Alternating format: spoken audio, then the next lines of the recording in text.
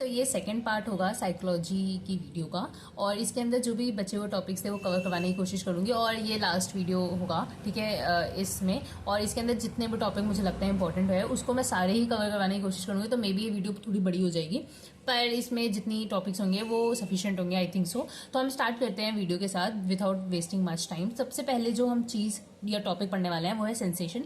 तो आप देखोगे कि पूरी वीडियो में ना मैं कुछ टॉपिक्स करवाऊंगी, जैसे sensation, perception, illusion, hallucination, dreams, anxiety, behaviour, personality, frustration, conflict. ये बहुत सारे ऐसे टॉपिक्स हैं जो कि समझना बहुत ईजी है, पर उनके टाइप्स, इनका मोटिव, इनका इंपॉर्टेंस, एडवांटेज, डिसएडवांटेज, इसके पीछे की कुछ थ्योरीज, ये सब हम बेसिकली साइकोलॉजी में आज यहाँ कवर करेंगे। तो ये वीडियो बहुत इंटरेस्टिंग भी होगी। तो अब स्टार्ट करते हैं। सबसे पहले सेंसेशन क्या होता है। तो सेंसेशन जो होता है ये एक फर्स्ट रिस्पॉन्स है ऑर्गेनिज्म का टू एनी स्टिमुलस, ठीक है। तो यही लिखा हुआ है, sensation is the first response of the organism to the stimuli और the process by which an organism sense organ respond to stimulus, ठीक है। ऐसा तरीका जिससे हम लोग रिस्पॉन्स कर सके स्टिमुलस को, वो है सेंसेशन, ठीक है। अब सेंसेशन जो होता है are not voluntary in the sense that we can not produce them at will, ठीक है। हम सेंसेशन को प्रोड्यूस नहीं कर सकते अपने विल के अनुसार, ठीक है। They do not depend on our choices, they are partly subjective और पार्टली ऑब्जेक्टिव, ठीक है। अब क्या क्या चीजें हैं जो एक सेंसेशन को पूरा बनाती है। तो सेंसेशन जो है उसकी क्वालिटी, उसकी इंटेंसिटी, ड्यूरेशन कितने देर के लिए, एक्सटेंसिटी और लोकल साइन, इन सब पे हमारा सेंसेशन डिपेंड करता है, ठीक है। अब आता है टाइप ऑफ सेंसेशन। तो कितने टाइप के सेंसेशन होते हैं। तो बेसिकली ना 3 टाइप के सेंसेशन हम पढ़ते हैं। सबसे पहले ऑर्गेनिक सेंसेशन, ठीक है। फिर एक सेंसेशन है जो स्पेशल सेंसेशन होती है, जो हमारे स्पेशल सेंसेस के द्वारा हमें फील होती है। और नेक्स्ट होता है मोटर सेंसेशन, ठीक है। तो हम ये 3 सेंसेशन पढ़ेंगे। सबसे पहले जो है ऑर्गेनिक सेंसेशन। तो sensation which arises from the condition of the internal organs, ठीक है, जो कि हमारे इंटरनल ऑर्गन्स की वजह से होता है। They do not need any external stimulus, इनके लिए कोई भी एक्सटर्नल स्टिमुलस की जरूरत नहीं है, ठीक है। स्टिमुलस की जरूरत है पर एक्सटर्नल स्टिमुलस की जरूरत नहीं है, ठीक है। जैसे हंगर क्रिएट्स ऑर्गेनिक सेंसेशन, ठीक है। Thirst due to drying up of mucus membrane etcetera, ठीक है। तो जैसे भूख लगती है तो हमें खुद फील हो जाता है, ठीक है, वो सेंसेशन हो जाती है, वो इसका एग्जाम्पल हो सकता है। या हमें प्यास लग जाती है जब हमारा मुंह सूखने लगेगा, तो वो सब इसका एग्जाम्पल होगा ऑर्गेनिक सेंसेशंस का, ठीक है। अब जो ऑर्गेनिक सेंसेशंस है वो फर्दर 3 टाइप में डिवाइड हो सकती है, ठीक है। तो इट इज ऑफ 3 टाइप्स। सबसे पहले sensation whose location can be determined, ठीक है, जिसकी सेंसेशन, ऐसी सेंसेशन जिसकी आप लोकेशन बता सकते हो। तो इनके जो लोकेशन होता है फिक्स्ड होते हैं, जैसे कि पेन्स और burning at a particular blistering point, कहीं पे आपको छाला होगा, वहां पे पेन हो रहा है तो आप बता सकते हो। तो ऐसा सेंसेशन हुआ जिसकी आप लोकेशन बता सकते हो। नेक्स्ट है sensation whose location is undermined, ठीक है। Position of sensation can not be determined, जिसका सेंसेशन आप नहीं बता सकते। जैसे आपको वीकनेस फील हो रही है, रेस्टलेसनेस हो रहा है, तो आप एक बॉडी के पार्ट में नहीं बोल सकते ना कि यहाँ मुझे वीकनेस हो रहा है या रेस्टलेस हो रहा है। तो वो है location, sensation whose location is undermined, ठीक है। सेंसेशन हुज लोकेशन इज वेग, और ऐसा सेंसेशन जिसका लोकेशन वेग है। जैसे मैं बोल सकती हूँ, जैसे हंगर इसका एग्जाम्पल है, जैसे मैं बोल सकती हूँ कि मुझे भूख लग रही है, पर पेट में कहाँ, मतलब अब भूख लग रही है तो मैं पैर तो अपना नहीं दिखाऊंगी कि मैं पैर में लग रही है, पर एटलीस्ट मेरे को है कि पेट में ही होगा, लेकिन पेट में कहाँ, ठीक है। तो उसका सेंसेशन पता है पर वेग है, थोड़ा अनक्लियर है, ठीक है। तो we have hazy idea of general location, ठीक है। एग्जाम्पल हंगर, ठीक है। अब नेक्स्ट सेंसेशन जो होता है वो होता है स्पेशल सेंसेशन, हमारे स्पेशल सेंसेस की वजह से। तो special sensation by specific sense organs, ठीक है, जैसे visual sensation, auditory sensation, taste sensation, olfactory sensation, tactual sensation, ठीक है। तो विजुअल मतलब जो हम देख के हमें सेंस होता है, ऑडिटरी मतलब सुन के, ठीक है, टेस्ट करके, और फैक्टली सूंघ के, टेक्चुअल मतलब हमें फील, मतलब कुछ टच करवाया, ठीक है। तो ये होते हैं, ये कुछ सेंसेशन के टाइप होते हैं, ठीक है। फिर नेक्स्ट है मोटर सेंसेशन। तो मोटर सेंसेशन जो कि रिलेटेड है हमारे मोटर फंक्शन से, ठीक है। तो related to motion, tension, contraction, pulling. Example the brain receives information of these through sensory nerves, ठीक है। तो मोटर सेंसेशन की जितनी भी नॉलेज होती है ब्रेन को सेंसरी नर्व्स के द्वारा मिलती है, ठीक है। अब इसके 3 एग्जाम्पल्स है, जैसे sensation of position, sensation of free movement, sensation of impeded movement, ठीक है। तो ये सारे ये मोटर सेंसेशन है, ठीक है। अब इसमें एक और लाइन दे रखी है थोड़ा सा सेंसेशन को और समझने के लिए। तो sensation is the stimulation of the sense organ that comes from our initial encounter with stimuli in contrast perception is the process by which we sort out, interpret analyze and integrate stimuli to which our sense are expose. ठीक है, तो generally लोगों को sensation और perception में थोड़ा सा confusion होता है, दोनों में फर्क क्या है। तो सेंसेशन ना ऐसी चीज है जिसको आप परसीव कर रहे हो। ठीक है, मतलब जो आप एक तरीके से आपके अपने स्टिमुलेशन, अपने सेंस ऑर्गन की स्टिमुलेशन की वजह से जो आप एनकाउंटर कर रहे हो वो है सेंसेशन। ठीक है, और उस सेंसेशन को कैसे आप परसीव कर रहे हो, इंटरप्रेट कर रहे हो, एनालाइज कर रहे हो, उसको कहेंगे परसेप्शन। ठीक है, तो ये दोनों ही डिफरेंट टर्म है। सेंसेशन हमने पढ़ लिया, अब हम पढ़ने वाले हैं परसेप्शन। तो आपको और चीज क्लियर होगी कि इन दोनों में क्या फर्क है। आ जाते हैं परसेप्शन पे।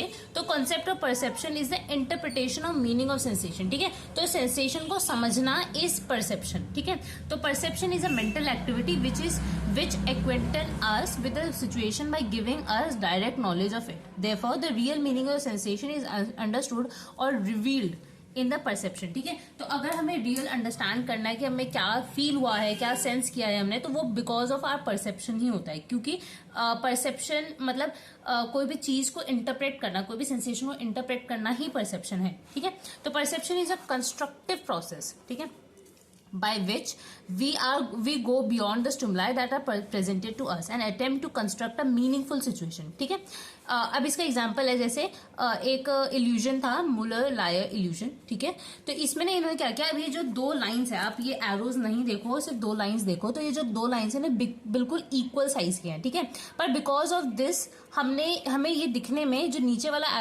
वाली जो लाइन है वो ज्यादा बड़ी लग रही है। ठीक है, तो ये हमारा परसेप्शन है कि मतलब एक तरीके से हमारे ये इल्यूजन में भी आएगा कि हम कैसे हम इन दोनों को परसीव कर रहे हैं। ठीक है, हमें, ठीक है, तो ये दो लाइन है जो जिसमें से जो नीचे वाली लाइन है वो आपको ज्यादा लंबी फील हो रही है। ठीक है, तो ये है एक एग्जांपल कैसे हम चीजों को परसीव करते हैं। ठीक है, इसके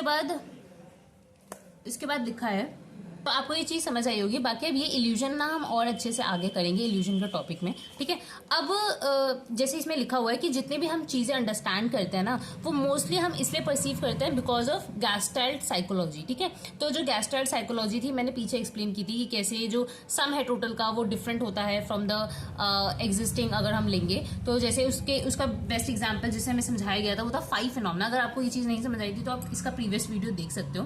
तो ये एक तरीके से उसी का एग्जाम्पल है कि कैसे हम जो चीजें परसीव कर रहे हैं वो एक तरीके से 5 फिनोमेना को और ज्यादा डिस्क्राइब कर रहा है कि तो इसमें ये लिखा है, much of our understanding of how and why we perceive thing come from gestalt psychology. ठीक है, अब कैसे हम चीजें परसीव करते हैं ना, इसके पीछे ना कुछ प्रिंसिपल्स है। ठीक है, तो पहला प्रिंसिपल है फिगर और ग्राउंड वाला। इसके अंदर कुछ नहीं है, इसके अंदर ये है कि कोई भी अगर आपको कोई चीज देंगे ना, जैसे इसके ऊपर कोई भी चीज मैं लिख देती हूँ, जैसे मैंने रोशनी लिख दिया। ठीक है, तो अगर मैं लिखूंगी तो सबसे पहले ना आप ग्राउंड को परसीव करते हो। ठीक है, उसके बाद उसके ऊपर की चीज लिखी हुई को। ठीक है, एक तरीके से कि हम कोई भी चीज परसीव करते हैं तो उसमें जो बैकग्राउंड है और जो उसके ऊपर का जो कंटेंट है, ऑब्जेक्ट है, दोनों की वैल्यू है और दोनों से ही मिला के हम एक कोई चीज को परसीव करते हैं। ठीक है, तो figure ground, when we look at an object we see the object and the background on which it sits. ठीक है, तो ऐसे हम चीजों को परसीव करते हैं।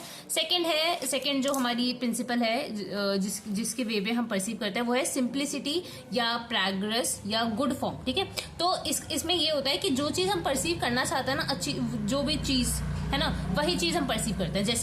जैसे कि वी ग्रुप एलिमेंट्स, हम क्या करते हैं ना, अपने दिमाग में चीजों को खुद ही ग्रुप कर देते हैं और उस वे में जो सबसे ज्यादा बेस्ट आपको सूट करेगा वो चीज आप परसीव करोगे उस चीज से। जैसे यहाँ पे चीज बनी हुई है, कुछ लोगों को लगेगा कि ये जो है वो एक उल्टा स्माइली है, कुछ लोगों को ये सेमीकोलन और ये एक ब्रैकेट लगेगा। तो ये ऐसा डिपेंड करेगा कि आप क्या देखना चाहते हो, एक स्माइलिंग फेस या कुछ अलग से मैथमेटिकल आप ज्यादा ओरिएंटेड हो तो आप सेमीकोलन मतलब वो क्या कहते हैं इसको, वो देखोगे और ब्रैकेट्स देखोगे। ठीक है, तो हम खुद ही चीजों को ग्रुप कर लेते हैं अपने दिमाग में। तो ये है प्रिंसिपल। तो simplicity, progress, good form, we group elements that make a good form. However the idea of good from a little way and subjective. ठीक है, फॉर एग्जाम्पल यहाँ पे आप क्या देख रहे हो, smiling face, but it actually 2 keyboard elements which organize into something that we are familiar with. ठीक है, नेक्स्ट है proximity, objects that are close to each other in physical space are often perceive together. ठीक है, तो जो चीजें ऐसे साथ में रखी होती है ना उनको साथ में ही परसीव कर लिया जाता है, तो ऐसा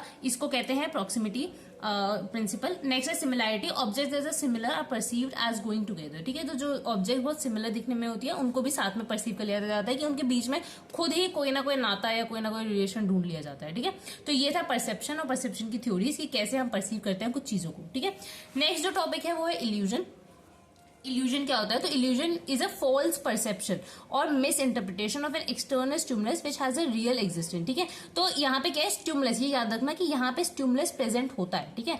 तो स्टिमुलस प्रेजेंट है, स्टिमुलस को तुमने गलत परसीव कर लिया, ठीक है, तो उसको कहेंगे इल्यूजन हो गया तुम्हें, ठीक है। तो it is a false perception और misinterpretation of an external stimulus which has a real existence, ठीक है। तो यहाँ पे जो स्टिमुलस है वो रियली एग्जिस्ट करता है, ठीक है। तो an incorrect perception cause by distortion of visual sensations, ठीक है। It is not a dream, ये ड्रीम नहीं है, कोई सपना नहीं है, because perceived object is present and it is not an imagination also, because the object of perception is not a creation of mind of individual, ठीक है। वो इमेजिनेशन भी नहीं है, वो ड्रीम भी नहीं है, क्योंकि सब कुछ सच में हो रहा है, वहां स्टिमुलस भी प्रेजेंट है, जो तुम परसीव कर रहे हो वो भी सच है, ठीक है। और ये इमेजिनेशन भी नहीं है, सब कुछ तुम्हारे दिमाग की बनी हुई चीज भी नहीं है, ठीक है। तो ये होता है इल्यूजन। तो ये कुछ टर्म्स है जो बहुत सिमिलरली साथ में ली जाते हैं, तो इसमें थोड़ा कंफ्यूजन होता है, तो दैट्स वाई मैंने यहाँ पे ही आपको थोड़ा सा बताया। बाकी इल्यूजन, डिल्यूजन, हेलुसिनेशन, इन तीनों में आपको फर्क पता होना चाहिए। अभी आपको धीरे धीरे सब कुछ क्लियर हो जाएगा। तो सबसे पहले हमने पढ़ा इल्यूजन क्या हुआ, अब इल्यूजन के टाइप्स और एक एग्जाम्पल से और अच्छे से समझते हैं इसको। तो क्लासिफिकेशन ऑफ इल्यूजन, तो इल्यूजन दो टाइप के होते हैं, पर्सनल इल्यूजन और जनरल इल्यूजन। पर्सनल इल्यूजन जो सिर्फ आपको हो रहा है, और जनरल इल्यूजन जो अगर वो इस तरीके से अरेंज ही ऐसे तरीके से वो ऑब्जेक्ट्स हैं जो इल्यूजन क्रिएट करने के लिए ही हो। जैसे पर्सनल इल्यूजन तो आप समझ रहे हो कि कहीं पे कुछ रोप है, तो उसको मतलब कोई चीज है, उसको मैंने गलत इल्यूजन मतलब गलत परसीव कर लिया, तो वो मेरा इल्यूजन हुआ, ठीक है। नेक्स्ट होता है जनरल और कॉमन इल्यूजन, जो कि ऐसी चीजें जो सभी उसमें गलती कर देंगे। जैसे पीछे वाला जो हमने एग्जांपल किया था म्यूलर लायर इल्यूजन, ये दोनों ही लाइंस बिल्कुल इक्वल है, लेकिन बिकॉज ऑफ दिस थिंग जो नीचे वाली लाइन है वो मैं ज्यादा बड़ी फील हो रही है, तो ये एक जनरल इल्यूजन है, ये सबको ही फील होगा, ठीक है। तो ये होती है दो टाइप के इल्यूजन, दो क्लासिफिकेशन होती है इल्यूजन की। अब इल्यूजन के कॉज क्या है कि क्यों हमें इल्यूजन होता है? सबसे पहले या तो डिफेक्ट है आपके सेंस ऑर्गन में ही, ठीक है, कुछ ना कुछ दिक्कत है, या कंफ्यूजन हो गई इसलिए। इसके अलावा कॉन्ट्रास्ट और स्टिमुलाई की बहुत ज्यादा मिलते जुलते स्टिमुलाइज है, इसलिए आई मूवमेंट की वजह से, इमोशन की वजह से, प्री कंसेप्शन की वजह से, ठीक है। आपने पहले से प्री कंसीव या प्री बिलीव बना रखा है, तो इसकी वजह से आपको इल्यूजन हो सकता है, ठीक है। जैसे यहाँ पे भी एक दे रखा है कि यहाँ पे जो दोनों सर्कल्स हैं वो बिल्कुल इक्वल है, लेकिन ये वाला सर्कल बी सर्कल आपको ज्यादा बड़ा लग रहा होगा, क्योंकि इसके पीछे ऐसे ऐसे काटे काटे बना दिए, तो ये हम कॉन्ट्रास्ट कर रहे हैं स्टिमुलाई के साथ, ठीक है। इसके बाद टाइप ऑफ इल्यूजन, तो बहुत सारे टाइप के होते हैं, जैसे कुछ के एग्जांपल मैंने लिख दिया, ऑप्टिकल इल्यूजन हो सकता है, ऑडिटरी इल्यूजन हो सकता है, और टेक्टाइल इल्यूजन हो सकता है, ठीक है। अब इल्यूजन हमने पढ़ लिया, अब हम देखते हैं डिल्यूजन क्या होता है। तो डिल्यूजन होता है एक फॉल्स बिलीफ, मतलब आपको क्या करना है, मतलब क्या होता है कि कोई चीज जो कि आप सोच के बैठे हो, इररिस्पेक्टिवली जो आसपास के जितने भी लोग हैं उन्होंने आपको कितना ही प्रूव कर दिया कि ये चीज आप जो सोच रहे हो वो गलत है, उसके पीछे आप बहुत सारे फैक्ट्स लाके उन्होंने दिखा दिए, लेकिन फिर भी आपका जो बिलीफ है वो मानने के लिए तैयार नहीं है। जैसे अगर मैं बोलूं कि मैं राजा हूं और मैं मानने जा रही हूँ, अगर मुझे सब बोल रहे हैं कि नहीं तुम राजा नहीं हो, तो वो मेरा डिल्यूजन हुआ, ठीक है। तो delusion means the act of deluding the state of being deluded something that falsely believed और प्रोपोगेटेड, जो फॉल्सली बिलीव किया गया हो और प्रोपोगेट कर रहे हो। तो delusion is a false belief and it indicates an abnormality in the affected person content of thought, ठीक है। delusion are categorized either as bizarre और non bizarre। bizarre मतलब बहुत अजीब सा, और non bizarre की मतलब थोड़ा इतना अजीब नहीं है, तो इस टाइप के दो delusions हो सकते हैं। तो अब यहाँ पे मैंने बहुत सारे टाइप के delusions लिखे हैं, ठीक है। तो in addition to categories, delusions are often categorized according to theme, ठीक है। although delusion can have any theme, certain themes are most common, they are, ठीक है। सबसे पहले delusion of control, कि इसमें ऐसा लगता है इंसान को कि उसको कोई कंट्रोल कर रहा है, कोई सुपर पावर, ठीक है। निहिलिस्टिक डिल्यूजन, उसमें ऐसा लगता है इंसान को कि वो एग्जिस्ट ही नहीं करता, ठीक है, उसकी वैल्यू जीरो है ऐसा करके। डिल्यूजनल जेलेसी, इसमें ऐसा लगता है कि उसका जो पार्टनर है, जनरली मेल्स में होता है, मेल पार्टनर्स में, उनको ऐसा लगता है कि जो उनकी फीमेल पार्टनर है वो उन पे चीट कर रही है, ठीक है। तो डिल्यूजनल जेलेसी। इसके अलावा डिल्यूजन ऑफ गिल्ट, तो इनको मतलब ऐसा लगता है कि इन्होंने कोई ना कोई क्राइम कर रखा है, तो इनको हमेशा एक गिल्ट वाला डिल्यूजन रहता है, ठीक है। Delusion of mind being read, इनको ऐसा लगता है कि ये जो कुछ भी सोच रहे हैं तो सामने वाला को समझ आ रहा है, तो नोज वंस थॉट, ठीक है, तो इसको ऐसा फील हुआ है, ठीक है। नेक्स्ट है डिल्यूजन ऑफ रेफरेंस, ठीक है, कि इसमें क्या होता है, उस इंसान को ऐसा लगता है कि वो कहीं पे भी जा रहा है उसी की बात हो रही है, उसी के रेफरेंस में बात हो रही है, कोई अगर न्यूज़पेपर छप रहा है उसमें एक कोई न्यूज़ भी आई है वो भी उसी के लिए आई है, ठीक है। तो मैंने यहाँ न्यूज़पेपर लिखा था ये आपको याद करवाने के लिए। फिर डिल्यूजन ऑफ एरोटोमेनिया, डीपली लव, उसको ऐसा लगता है कि जो सामने वाला बंदा है उससे बहुत ही प्यार करता है, तो इसलिए वो उसके लिए कुछ भी करने के लिए तैयार होता है, उसको बार बार स्टॉक करता है और बहुत सारी ऐसी चीजें करता है। उसको बार बार बोला जा रहा है कि वो सामने वाला तुमसे प्यार नहीं करता, लेकिन फिर भी वो ऐसे डिल्यूजन में है कि वो जो है वो डीपली लव में है, ठीक है। तो ये हुआ एक होता है डिल्यूजन, ग्रैंडोइज डिल्यूजन। इसमें क्या होता है, इंसान को लगता है कि वो राजा है, ठीक है, जो मैंने फर्स्ट एग्जांपल दिया था वही, ठीक है। डिल्यूजन ऑफ परसिक्यूशन, इसमें ऐसा लगता है कि इंसान को मारने की कोई कोशिश कर रहा है, ठीक है, कि कोई पॉइजन दे देगा उसको, कुछ भी, मतलब बिल्कुल भी बिलीव नहीं कर रहा वो सामने वालों पे, ठीक है। नेक्स्ट है रिलीजियस डिल्यूजन, ठीक है। इसके बाद है सोमैटिक डिल्यूजन, ठीक है। तो ये कुछ टाइप के डिल्यूजन्स होते हैं जो मोस्ट कॉमन डिल्यूजन्स है, ठीक है। अब जो डिल्यूजन्स होते हैं उसके दो कॉजेज हो सकते हैं, मतलब बहुत सारे कॉजेज हो सकते हैं। जैसे जनरली जो कॉजेज होते हैं वो होता है साइकोटिक डिजीजेस की वजह से होता है डिल्यूजन, लाइक सिजोफ्रेनिया, और as a result of drug और अल्कोहल अब्यूज की वजह से आपको डिल्यूजन्स हो सकता है, ठीक है। तो ये होते हैं डिल्यूजन्स, ठीक है। नेक्स्ट हम पढ़ते हैं इसी रिस्पेक्ट में हेलुसिनेशन, ठीक है। तो हेलुसिनेशन क्या होता है, इसके अंदर कोई भी स्टिमुलस नहीं मिलेगा आपको, ठीक है। तो hallucination are abnormal sensory perception that occur while a person is awake and conscious, ठीक है। अब ये भी सोचोगे कि इसमें कोई स्टिमुलस नहीं मिल रहा, तो कुछ लोग इसको ड्रीम से भी सोचेंगे, पर ड्रीम्स जो है हम सोते वक्त देखते हैं ना, और इसमें जो ड्रीम्स है वो हम, मतलब जो हेलुसिनेशन होता है वो अवेक या जो हम कॉन्शियस है बिल्कुल उस टाइम है, and unrelated to outside event, ठीक है। इन अदर वर्ड सीइंग और hearing things that do not exist, ऐसी चीजों को देखना, परसीव करना, जो ऐसी सेंसेशंस को समझना, सोचना जो एग्जिस्ट ही नहीं करता, ठीक है, उसको कहते हैं हेलुसिनेशन, ठीक है। A person who is hallucinating may become agitated, paranoid and frightened and should not be left alone, ठीक है। तो जो एक पर्सन है जो हेलुसिनेट करता है उसको बहुत ज्यादा गुस्सा, वो बहुत ज्यादा पैरानॉइड बिहेवियर, वो डर में भी हो सकता है, तो ऐसे बहुत सारे बिहेवियर शो करने लग जाते हैं इन हेलुसिनेशन, ठीक है। अब कॉजेज क्या होते हैं हेलुसिनेशन के, तो बहुत सारे कॉजेज होते हैं, ठीक है। जैसे उस इंसान को कोई साइकाइट्रिक डिजीज है, बहुत ज्यादा एग्जॉशन हो गया, ठीक है, उसके बाद भी हम हेलुसिनेट करने लगे थे। स्लीप डिप्राइवेशन, मतलब 3 दिन आप सो मत तो अगले दिन आपको खुद भूत दिखने लगेंगे, तो स्लीप डिप्राइवेशन, या सोशल आइसोलेशन की वजह से, या सोशल रिजेक्शन की वजह से हेलुसिनेशन हो जाता है। सीवियर डिप्रेशन में कोई इंसान चला गया। एम्पुटेशन ऑफ लिम्ब, ये बहुत इंपॉर्टेंट है कि जब एम्पुटेट हो जाता है लिम्ब, उसके बाद भी एक फैंटम लिम्ब आपने सुना होगा, तो फिर भी आपको सेंसेशंस फील होती है वहां से जहां पे आपका लिम्ब है ही नहीं, तो ये कुछ दिनों तक होता है, ठीक है, मतलब जो भी, तो ये एम्पुटेशन ऑफ लिम्ब हेलुसिनेशन होता है, ठीक है। कोई मेडिकेशन रिएक्शन होता है, जैसे LSD होता है, ठीक है, वो हेलुसिनोजन होता है, ठीक है। बाकी हीरोइन, कोकीन या कोई ट्रीटमेंट आप ले रहे हो जिसकी वजह से इंट्राक्रेनियल प्रेशर बढ़ गया है या हेड इंजरी हो रखी है, तो इन सारे ही कॉजेज में हेलुसिनेशन होते हैं, ठीक है। अब टाइप ऑफ हेलुसिनेशन क्या है, बहुत ईजी है। अगर आपको सुनने में कोई चीज आ रही है कि आपको बुला रहा है जैसे, तो ऑडिटरी हेलुसिनेशन, गैस्ट्रेटरी टेस्ट में हेलुसिनेशन हो रहा है, हाइप्नोगोइक होता है। इसमें क्या होता है, vivid dream like hallucination at onset of sleep, जैसे आप सोने जा रहे हो ना उस टाइम आपको कुछ ना कुछ हेलुसिनेशन होगा, ठीक है। इसके बाद हिप्नोपॉम्पिक होता है, ये होता है जब आप सो के उठोगे उस टाइम आपको कुछ हेलुसिनेशन होगा, ठीक है। काइनेस्थेटिक, इसमें बॉडी मूवमेंट, क्या आप लेटे हुए हो, सपोज मैं एग्जांपल दे रही हूँ, लेटे हुए आपको ऐसा लग रहा है कि आपका पैर हिल रहा है या जो भी, ठीक है, तो मूवमेंट से रिलेटेड कोई हेलुसिनेशन हो रहा है। लिलिपिटेशन, इसमें आपको ऐसा लगता है कि सारी चीजें आपको स्मॉल छोटी छोटी लगेगी।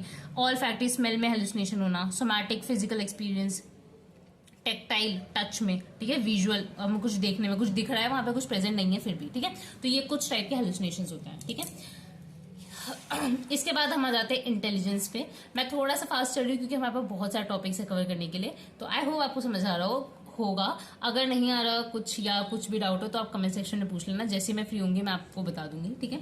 तो अब स्टार्ट करते हैं इंटेलिजेंस से। तो इंटेलिजेंस क्या होता है, अब इंटेलिजेंस के बारे में सब जानते हैं। Intelligence is a property of mind, ठीक है, कि that encompasses many related abilities such as capacity to reason, to plan, to solve problem, to think abstractly, to comprehend ideas, to use language and learn, ठीक है। तो intelligence क्या होता है ना, ये माइंड की प्रॉपर्टी है जिससे हम कुछ कर सकते हैं, कुछ प्लान कर सकते हैं, किसी पे रीजन कर सकते हैं, कोई प्रॉब्लम को सॉल्व कर सकते हैं, कुछ कंप्रीहेंड कर सकते हैं, कोई लैंग्वेज बोल सकते हैं, सीख सकते हैं। ये सब कुछ हम एक इंसान की इंटेलिजेंस की वजह से होता है। तो intelligence is the property of a mind, ठीक है। अब इंटेलिजेंस जो एक लैटिन वर्ड से आया इंटेलिजेल, जिसका मतलब होता है टू अंडरस्टैंड, ठीक है। In individual differ from one another is the ability to understand, ठीक है, complex ideas to adept effectively. आप सबके इंटेलिजेंस डिफरेंट है, क्योंकि हम सबका कोई चीज अंडरस्टैंड करने की जो एबिलिटी है वो डिफरेंट होती है, ठीक है। तो it is not merely book learning a narrow. तो इंटेलिजेंस जो होता है वो सिर्फ बुक लर्निंग या कोई नैरो की किसी को एकेडमिकली बहुत अच्छा है, कोई किसी को बहुत सारे स्किल्स आते हैं, किसी में बहुत सारी लैंग्वेजेस लर्न कर रखी है, या कोई टेस्ट में बहुत अच्छे मार्क्स आ रहे हैं, या टेस्ट जो स्मार्ट लोग होते हैं, ठीक है। तो सिर्फ इसको ही इंटेलिजेंस नहीं कहते।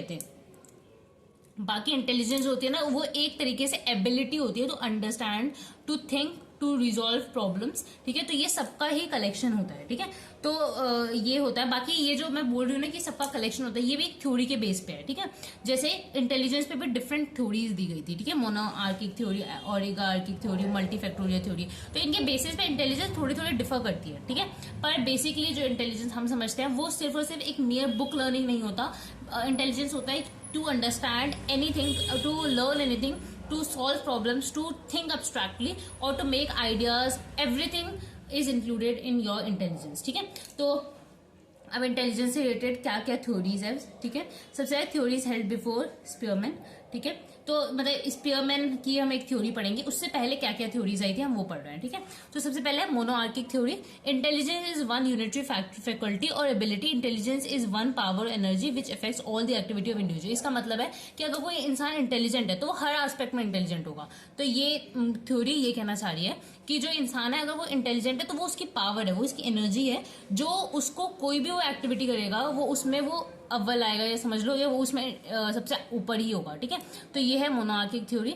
आइडियली आप देख सकते हो ये थ्योरी एग्जिस्ट नहीं करती है, क्योंकि ऐसा नहीं होता, ठीक है। नेक्स्ट है ओलिगार्किक थ्योरी। इसमें comprises number of big faculties like judgment, memory, imagination etcetera. Intelligence is aggregate of mutually independent powers, ठीक है।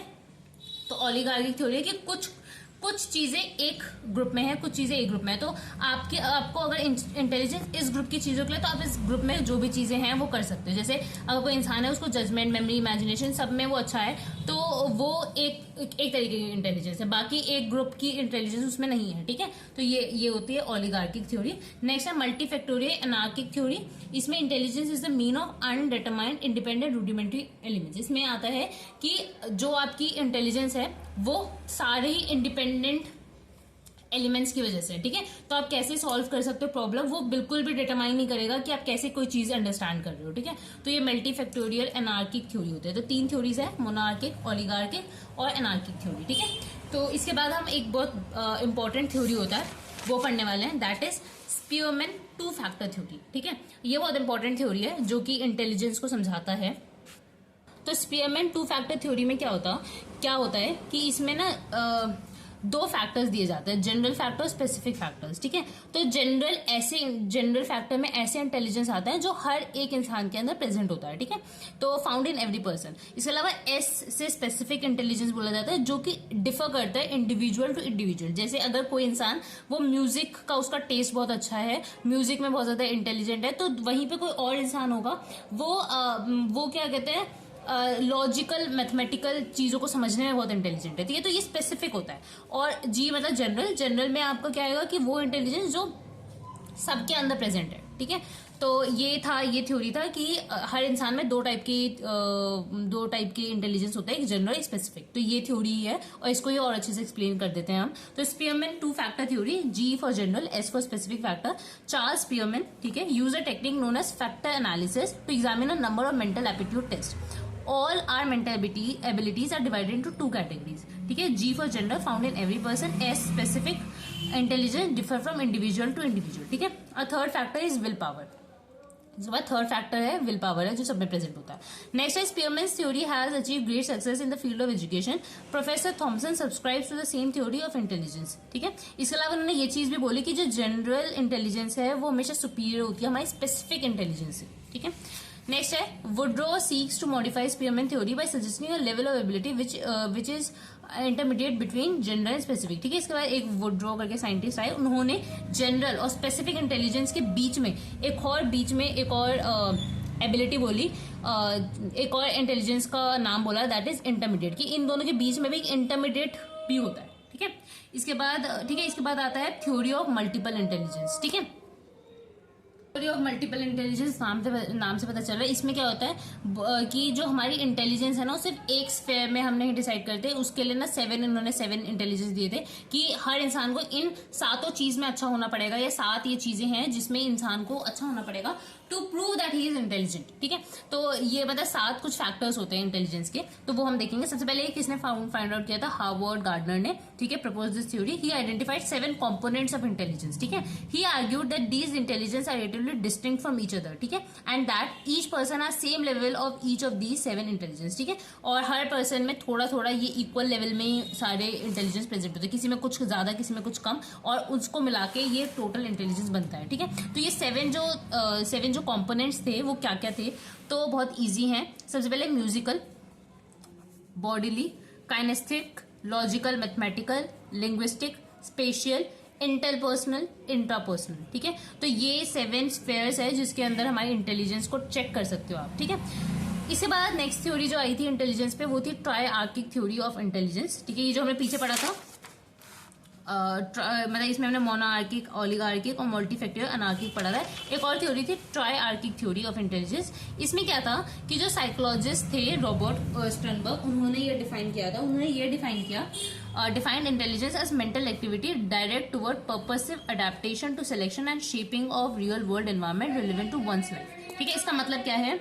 इसका मतलब ये है कि जो रॉबर्ट स्टर्नबर्ग थे उन्होंने क्या किया था ना, उन्होंने ये चीज बताई कि हमारी जो इंटेलिजेंस है ना वो अडेप्टिव है और वो खुद ही शेप और मोल्ड करती है because of the real world environment. उसके वजह से वो रेलिवेंट होती है, और मतलब ऐसा करके मतलब एक इंसान है वो किस सर्कमस्टांस में रह रहा है, क्या उसके आसपास चीज है, उसके बेसिस पे उसकी इंटेलिजेंस डिफाइन हुई है। ठीक है, तो ये था इंटेलिजेंस की थ्योरी, ट्राइआर्किक थ्योरी। इसमें उन्होंने बोला कि जो इंटेलिजेंस है वो सिर्फ और सिर्फ 3 टाइप की इंटेलिजेंस हो सकती है: प्रैक्टिकल इंटेलिजेंस, एक्सपेरिमेंटल, कॉम्पोनेंशियल। ठीक है, प्रैक्टिकल इंटेलिजेंस, एक्सपेरिमेंशियल और कॉम्पोनेंशियल इंटेलिजेंस। ठीक है, तो in order to investigate deep role, इसके बाद ये हो गया ट्राइआर्किक थ्योरी। इसके बाद हम थोड़ा सा और इंटेलिजेंस के बारे में पढ़ते हैं। तो ना क्या हुआ, एक साइंटिस्ट थे, उन्होंने ना ये ढूंढने की कोशिश की, साइंटिस्ट क्या बहुत सारे साइकोलॉजिस्ट थे, उन्होंने ये ढूंढने की कोशिश की कि क्या इंटेलिजेंस हमारे जेनेटिक्स पे या क्या हम एक्वायर कर रहे हैं हेरिडिटरी, उस पर डिपेंड करता है नहीं। ठीक है, तो उसके बेसिस पे उन्होंने कुछ क्या कहते हैं, कुछ एक्सपेरिमेंटेशन किया, हम उसके बारे में पढ़ने वाले हैं। ठीक है, तो in order to investigate deep role of heredity in determining intelligence, psychologist have conducted 3 types of studies. ठीक है, first identical twins versus fraternal twins. ठीक है, तो fraternal twins pairs are identical 50% genes, identical twins pairs are identical in 100% of genes. ठीक है, तो substantial difference have been seen in their intelligence level of fraternal twins but identical have same IQ level. ठीक है, तो इसमें क्या बोला गया कि जो फ्रेटर्नल ट्विंस होते हैं उसमें 50% जीन सेम होता है, आइडेंटिकल ट्विंस में 100% जीन सेम होता है। तो जब टेस्ट किया गया तो पता चला कि जो फ्रेटर्नल ट्विंस थे उनके IQ लेवल डिफरेंट आए, लेकिन जो आइडेंटिकल ट्विंस थे उनके IQ लेवल एग्जैक्ट सेम आए। ठीक है, तो पहला ये इन्होंने कंक्लूड किया एक चीज। ठीक है, के बाद उन्होंने क्या किया, उन्होंने 2 जो आइडेंटिकल ट्विंस थे उनको डिफरेंट एनवायरमेंटल कंडीशंस में रखा गया, उसके बाद उनका IQ लेवल चेक किया गया, तभी भी IQ लेवल उन दोनों का ही सेम था। ठीक है, इसके अलावा studying parent and the adopted child, IQ of children is more similar to their biological parent as compare to their parent adopted them. ठीक है, तो आइडेंटिकल ट्विंस को अलग रखा फिर भी सेम IQ आया। ठीक है, इसके अलावा जो पेरेंट्स ने अडॉप्ट किए थे बच्चों को, तो पता चला कि जो अडॉप्टेड बच्चे थे उनका जो IQ है उनके बायोलॉजिकल मदर या फादर से ज्यादा मिलता है एज कम्पेयर टू अडॉप्टेड। ठीक है, तो ये चीजों से हमें पता चला कि इंटेलिजेंस जो है हेरिडिटरी भी होता है। ठीक है, अब IQ क्या होता है? इंटेलिजेंट क्वेश्चन, जिसे हम इंटेलिजेंस का मायने या इंटेलिजेंस को मेजर कर सकते हैं। तो IQ क्या होता है? Mental as upon chronological age into 100 is IQ। ठीक है, अब इसके पीछे कुछ टेस्ट थे, तो आपको ये चीज पता होनी चाहिए। एक था स्टैनफोर्ड बिनार्ड टेस्ट। इसमें क्या था कि IQ के बेसिस पे इंसानों को या सबको ना डिवाइड कर दिया था कि वो कितने सुपीरियर है इन द इंटेलिजेंस और कितने कम। ठीक है, तो किसी का अगर IQ 140 से ज्यादा है, 140 जितना होता है, तो वो बहुत सुपीरियर है। इसके अलावा किसी का अगर 0 से 69 है तो वो बहुत फीबल माइंडेड इंसान है। ठीक है, तो ये इसके बीच में आपको याद रखना है। 120 to 139 सुपीरियर, 100 to 10 119 ब्राइट होता है, 90 से 109 नॉर्मल, जितने लोग हैं मोस्टली इस कैटेगरी में लाई करते हैं। 80 to 89 dull normal, 70 to 78 very dull, और 0 से 69 जो होता है फीबल माइंडेड होता है। ठीक है, नेक्स्ट एक है visual adult intelligence scale, WAIS भी कहते हैं इसको, ठीक है। तो ये भी एक वे है जिससे आप IQ को एक्सप्रेस कर सकते हो और इन वेज, और इसमें आप टेस्ट कर सकते हो, मतलब एक तरीके से ये भी एक IQ टेस्ट है, ठीक है। तो आपको एक IQ टेस्ट थोड़े बहुत पता होने चाहिए कि कौन से कहाँ पे क्या है, ठीक है। इसके बाद आ जाते हैं एप्टीट्यूड पे कि एप्टीट्यूड क्या होता है। तो aptitude is an inborn capacity which aids in speedy acquisition of skill after training, ठीक है। तो इसको ना मतलब इसको समझने के लिए आप ना 3 वर्ड याद रखोगे तो उससे आपको एप्टीट्यूड समझ आ जाएगा। सबसे पहले एक वर्ड होता है स्किल, एक होती है एबिलिटी, एक होती है एप्टीट्यूड, ठीक है। स्किल होता है कि जो पर्सन जो पहले से सीख चुका वो उसकी स्किल हुई।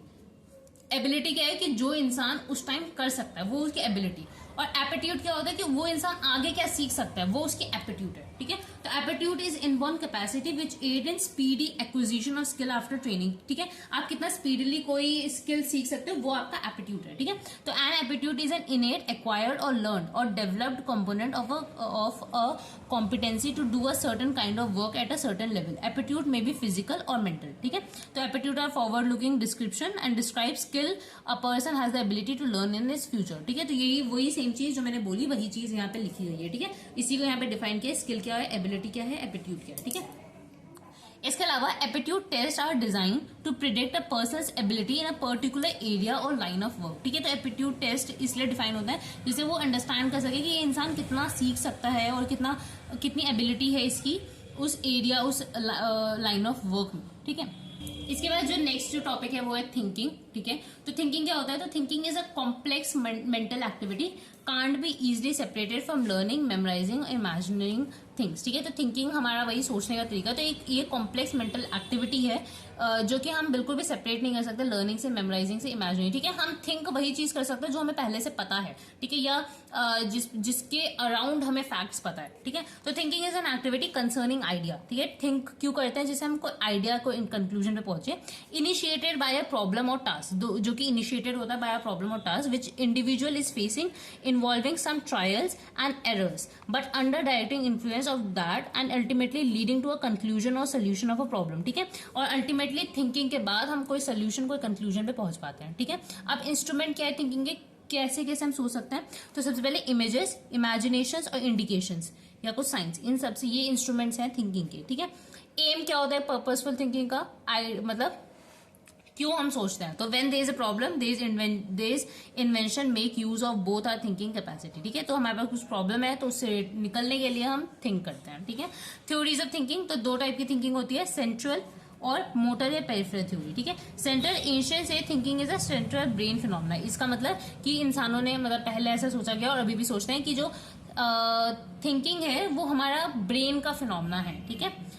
Whereas motor और peripheral theory believe that thinking is attached to various physiological action. Whereas जो हमारा मोटर या पेरिफेरल थ्योरी है वो ये बिलीव करता है कि चलो हमारा सेंट्रल ब्रेन फिनोमेना तो है ही, पर उसके साथ साथ वेरियस फिजियोलॉजिकल एक्शंस भी है जिसकी वजह से हम लोग थिंक करते हैं, ठीक है। तो he regarded as language and thinking, ठीक है। तो ही रिगार्डेड एज सेम, ठीक है। तो ये यहाँ पे बोलना चाह रहे हैं, ठीक है।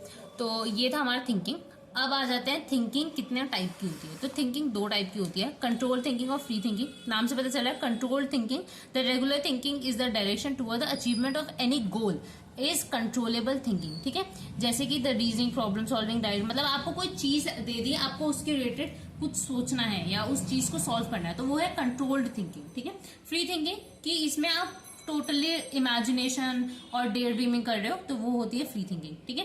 तो ये 2 टाइप की थिंकिंग होती है, ठीक है। तो अब थिंकिंग का भी टॉपिक हमारा खत्म हुआ। अब हम करते हैं मेमोरी, कि मेमोरी क्या होता है।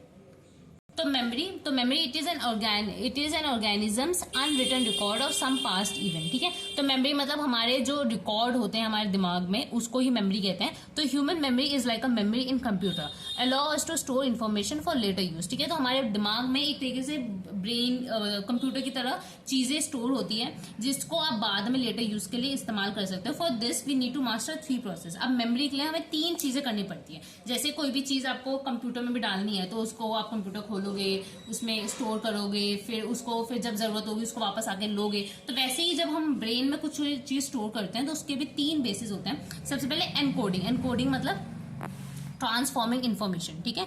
तो पहले आप ट्रांसफॉर्म करोगे, मतलब उस इन्फॉर्मेशन को समझोगे। सेकेंड है स्टोरेज, फिर उसको स्टोर करोगे दिमाग में, होल्डिंग द इन्फॉर्मेशन। देन है retrieval, bringing back the memory, ठीक है। उसके बाद जैसे एग्जाम्पल ले लेते हैं एग्जाम का, एग्जाम से पहले हम कोई चीज समझ रहे हैं तो वो एनकोड कर रहे हैं ब्रेन में, ठीक है। उसके बाद उसको स्टोर कर रहे हैं, उसको याद कर रहे हैं। रिट्राइवल, जब वो एग्जाम में कुछ क्वेश्चन आएगा तो उसको वापस याद करने की कोशिश कर रहे हैं। तो इस बेसिस पे हमारी मेमोरी चलती है, ठीक है। अब जो मेमोरी होती है वो 3 टाइप की होती है, sensory memory, short term memory, long term memory. Sensory memory की बहुत छोटे टाइम के लिए आपको याद आएगा, जैसे आपको किसी ने टच किया तो आपको फील हुआ यहाँ पे टच किया, तो वो कुछ दिनों बाद आपको याद भी नहीं रहेगा कि वो टच का फील कैसा था, है ना, सेंसरी। शॉर्ट टर्म मेमोरी की जस्ट आपको कुछ दिन के लिए, जैसे अगर आपने अभी ये चीज पढ़ी कि मेमोरी की डेफिनेशन क्या है, मेमोरी कैसे कैसे होता है, अगर आपने इसको वापस रिवाइज नहीं किया तो आप भूल जाओगे, तो that is short term memory. Long term memory की आप कभी नहीं भूलोगे, जैसे अपना नाम, अपना घर, आप कहाँ रहते हो, वो लॉन्ग टर्म मेमोरी में आपका स्टोर हो चुका है, ठीक है। तो ये मेमोरी के 3 टाइप होते हैं, तो यही चीज यहाँ पे लिखी हुई है। Sensory memory refers to information we receive through the senses. The memory is very brief, last about few seconds. जैसे आपने कुछ खाना खाया तो उसका टेस्ट कैसा था, ऐसा कुछ, ठीक है, आप समझ सकते हो sensory memory. Short term memory, when the information in our sensory memory is transferred to our consciousness or awareness. For example, reading a book, talking to a friend, it lasts longer than a sensory memory but still has a very limited capacity, ठीक है। Next है long term memory, it is a permanent and unlimited in terms of its storage capacity. When we process information we attach significance to it, ठीक है। जब भी हम कोई चीज को याद कर रहे हैं उसके पीछे अगर हमने कोई सिग्निफिकेंस अटैच कर दिया तो वो चीज हमें बहुत लंबे दिन तक याद रहती है। जैसे कोई भी चीज है उसके पीछे अगर आपको इमोशन अटैच है, किसी से आप मिले थे या कुछ ऐसी बात जिसके पीछे आपको बहुत ही स्ट्रॉन्ग इमोशन अटैच है, तो वो चीज आपको बहुत सालों तक रहती है याद, ठीक है। तो ये है कि हम जब एसोसिएट कर देते हैं उसको ऑन आर इमोशन तो बहुत लॉन्ग टर्म मेमोरी में स्टोर हो जाता है, ठीक है। नेक्स्ट है अब कोई भी चीज शॉर्ट टर्म से आपको लॉन्ग टर्म में लाना है तो उसके लिए एक चीज बोली गई है रिपीटिशन। तो repetition plays a role in this as we tend to remember things more they are rehearsal, ठीक है। तो हम ऐसी चीज हमें याद रहती है जो हम जितनी बार रिहर्सल करेंगे उतनी बार आपको वो चीज जितनी बार रिपीट करोगे उतनी बार आपको वो चीज याद हो जाएगी, ठीक है। नेक्स्ट है फॉरगेटिंग रीजंस। इसके बाद एक चीज ये है कि हम क्यों कोई चीज भूलते हैं, तो इसके पीछे भी बहुत इंपॉर्टेंट है कि फॉरगेटिंग रीजंस की include decay, which means that information that is not use for an extended period of time decays, ठीक है, और फेड्स अवे ओवर टाइम, ठीक है। तो कोई चीज जो हमारे लिए इंपॉर्टेंट नहीं है, जो ब्रेन को लगता है हमारे लिए इंपॉर्टेंट नहीं है, जिसको आपने बार बार रिवाइज नहीं किया या बार बार चीज आप रिपीट नहीं कर रहे हो, तो वो चीज ब्रेन को लगता है इंपॉर्टेंट नहीं है, तो उसको डिके या फेड ऑफ कर दिया जाता है, ठीक है। और ये बहुत फिजियोलॉजिकल है, ठीक है। तो we are physiologically pre program to eventually erase data that no longer appears to pertain to us, ठीक है। Memory is a constructive process in which we relate memories to meaning, guesses and expectation that we give to the event each memory represent, ठीक है। तो हम हर memory को किसी ना किसी मीनिंग के साथ जोड़ के, किसी एक्सपेक्टेशन, किसी को एक कंस्ट्रक्टिव प्रोसेस है ये, ठीक है। तो इसको आप बिल्ड करते रहते हो मेमोरी को, ठीक है।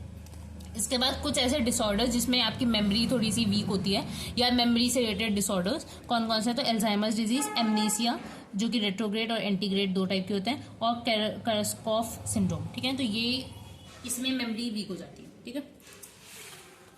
नेक्स्ट है अटेंशन, ठीक है। तो अटेंशन क्या होता है, तो attention is a selective process, ठीक है। Attention can be defined as a process which compels the individual to select some particular stimulus, ठीक है। मतलब हम कोई पर्टिकुलर स्टिमुलस पे ज्यादा ध्यान दे रहे हैं, पर्टिकुलर स्टिमुलस को ही ज्यादा समझ रहे हैं, वो है हमारी अटेंशन, ठीक है। According to the interest and attitude out of the multiplicity of stimuli present in the environment, ठीक है। अब अटेंशन जो है वो अटेंशन डिपेंड करता है 2 चीजों पे। फर्स्ट है एक्सटर्नल फैक्टर, सेकेंड है इंटरनल फैक्टर। एक्सटर्नल जैसे कोई चीज है जो लार्ज है, थोड़ी बड़ी चीज है, उस पर ज्यादा अटेंशन जाएगा एज कम्पेयर टू छोटी चीज। कलर की जो ऐसे कलर जिनका वेवलेंथ ज्यादा है तो उनपे ज्यादा अटेंशन जाएगा एज कम्पेयर टू जिनका वेवलेंथ कम है। फिर है इंटेंसिटी, जैसे जो ज्यादा लाउड कहीं से आपको आवाज आ रही है, वहां पे अगर छोटा चूहा कहीं पे चुचू कर रहा है तो आपको नहीं पता चलेगा ना, तो वो भी हम इंटेंसिटी पे डिपेंड करता है। नेक्स्ट है सिमेट्री, कि जो जितनी ज्यादा सिमेट्रिकल ऑब्जेक्ट्स होती है, सिमेट्रिकल जो चीज होती है उनमें ज्यादा अटेंशन जाती है। नेक्स्ट है नेचर स्टिमुलस, ठीक है, कि वो स्टिमुलस कैसे आपको मिल रहा है, विजुअल है, ऑल्फैक्टरी, ऑडिटरी, तो इस पर डिपेंड करता है कि आपको कहाँ आपकी अटेंशन जाएगी, ठीक है। नेक्स्ट है इंटरनल सब्जेक्टिव, ये डिपेंड करता है हमारे इंटरेस्ट पे कि कहाँ हम जाना चाहते हैं, ठीक है। जैसे interest, emotional state, habit, disposition, past experience, social motives, mental state, ठीक है, स्टेट है ये, ठीक है। तो इन सब पे आपको डिपेंड करता है आपका, ये इंटरनल कुछ फैक्टर्स है जिसपे आपका अटेंशन डिपेंड करेगा, ठीक है। है। अब काइंड ऑफ अटेंशन क्या होता है, 3 टाइप के होता है, वॉलंटरी, इनवॉलंटरी, हैबिचुअल। वॉलंटरी ऐसा है अटेंशन जो आप वॉलंटरी देना चाह रहे हो, जैसे जो बच्चे हैं, जैसे एग्जाम्पल भी दे रखा है मैंने बहुत फनी सा, कि बच्चे वो वॉलंटरी अटेंशन देना चाहेंगे स्टडी को, तो वो हुआ वॉलंटरी। इनवॉलंटरी कि आप नहीं चाहते वहाँ अटेंशन जाए लेकिन जा रहे हैं, जैसे पढ़ते वक्त आपको नॉइजेस में अटेंशन, नॉइजेस को आप अटेंशन दे रहे हो, ठीक है, involuntary. Habitual also known as non voluntary, initially the study attention is voluntary which become habitual, ठीक है। आप बार बार कोई चीज को अटेंशन देते रहोगे, फिर वो आपको हैबिचुअल हो जाएगा। हर दिन अगर आप 2 घंटे पढ़ते हो तो हैबिचुअल हो जाएगा, आपको 2 घंटे आपकी अटेंशन खुद ही उस पढ़ाई में या उस चीज में बन जाएगी, ठीक है। तो ये 3 टाइप की अटेंशन होता है, ठीक है। अब अटेंशन वाला भी टॉपिक हमारा कंप्लीट हो गया। नेक्स्ट है इमोशन। तो इमोशन क्या होता है, तो वर्ड इमोशन जो है वो एक वर्ड से आया है, इमोवर, जिसका मतलब होता है मीन्स टू एक्साइट और टू शडर, ठीक है। The emotion is that state of individual which deprives him of his equilibrium, ठीक है। Emotion is a disturbed glandular and muscular activity. अब क्लासिफिकेशन क्या है इमोशन की, तो ये किसने दिया था, रॉबर्ट पिचकी ने दिया था, जो भी, ठीक है। तो इसमें इन्होंने क्लासिफाई किए थे इमोशंस 8 टाइप में। तो कौन कौन से, anger, fear, sadness, Joy, disgust, curiosity, surprise, acceptance, ठीक है। तो ये थे। इसके अलावा एकमन्स ने भी बेसिक इमोशंस की एक लिस्ट दी थी, जिसमें उन्होंने 5 बताए थे, एंगर, रिवरेंट, सैडनेस, हैप्पीनेस और डिस्गस्ट, ठीक है। अब जो इमोशन है वो एक बायोलॉजिकल अरोसर है जो कि प्रोड्यूस होता है in a response to a stimulus, ठीक है। Emotion are cognitive processes. Each emotion is a feeling and each is at the same time of a motor set, ठीक है। तो हर इमोशन जो है कॉग्निटिव प्रोसेस है और हर इमोशन जो है वो हमारे मोटर सेट पे डिपेंड करता है, ठीक है। अब इसके पीछे भी थ्योरीज दे रखी है। सबसे पहले इसमें 5 थ्योरीज है, ठीक है। सबसे पहले जो है सोमैटिक थ्योरी, जिसके अंदर 2 और थ्योरीज आती है, जेम्स लैंज थ्योरी और एक होता है कैनॉन बार्ड थ्योरी।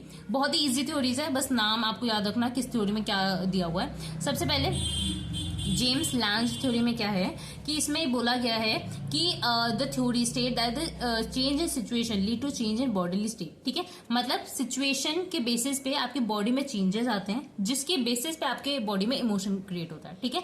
जैसे एग्जांपल से समझो, आपने कोई बियर देखा, चेंज इन सिचुएशन, आपके बॉडी में एक फिजियोलॉजिकल चेंज आया, एड्रिनल रश हुआ, जिसकी वजह से हार्ट रेट बढ़ा, तो आपको इमोशन, फियर का इमोशन आया, ठीक है, कि आपको फील हुआ कि अब मुझे डर लग रहा है, ठीक है। तो ये एक इमोशन क्रिएट हुआ।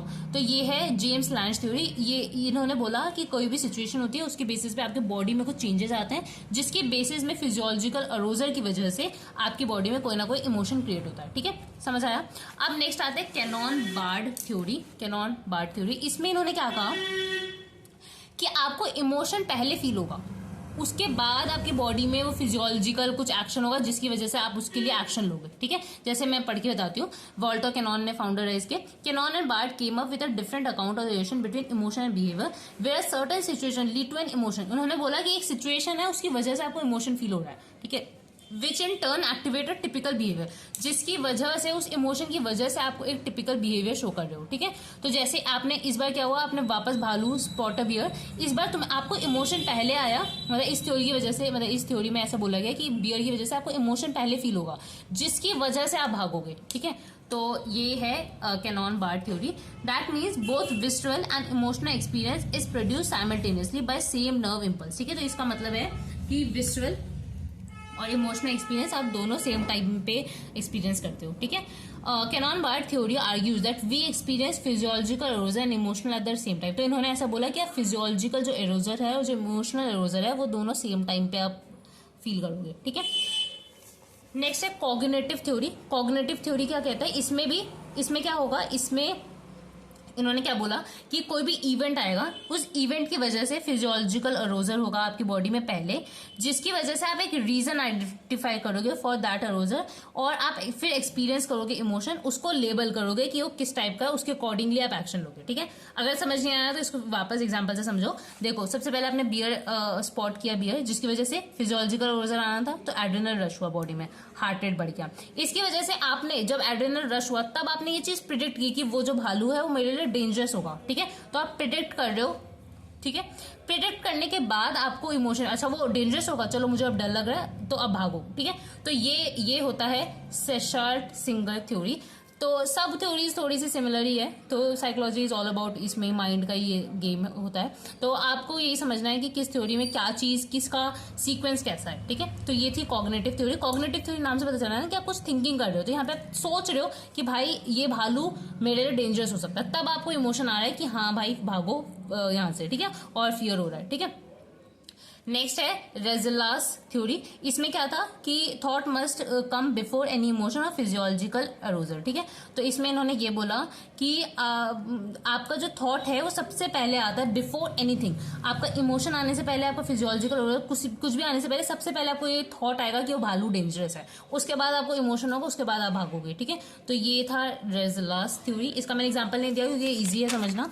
नेक्स्ट है फेशियल फीडबैक थ्योरी। ये सबसे मतलब अजीब सी थ्योरी है। इसमें ऐसा बोला है कि आप जो फेशियल मसल्स या जो फेशियल एक्सप्रेशन बनाते हो उसके बेसिस पे आपको इमोशन डिसाइड होता है। जैसे कि अगर आप स्माइल करोगे तो आप प्लेजर फील करोगे, आपको अच्छा लगेगा, ठीक है। तो ये है फेशियल फीडबैक थ्योरी, ठीक है। अब फंक्शंस क्या होते हैं इमोशन के? प्रिपेयरिंग अस फॉर एक्शन, ठीक है, हमें एक्शन के लिए प्रिपेयर करना। Shaping out of future behaviour, हम कैसे फ्यूचरली बिहेव करेंगे वो शेप करना। रेगुलेट करना सोशल इंटरेक्शंस को।